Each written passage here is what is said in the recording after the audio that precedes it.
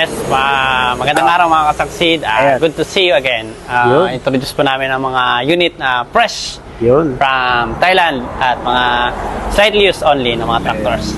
So, meron po tayo ditong Kubota L5018 with dozer siya. Oo, yun, may dozer mga kasaksid. Kasi siya. pumunta sila, ano tayo dito nakaraan, wala pa sila. Wala pa po. Ito siya mga kasaksid. Yan. With dozer na. Karamihan sir, saan nagagamit yung ganito? Pang suroy, pang patag. Pampatag ng lupa. pala. Pagtulak. Maraming purposes po pag sa mga farm. Oo. Ito sir, ilan na yung ano yun sir? Parang work, ano niya? Yung working hour niya? Working hours niya, sir, is only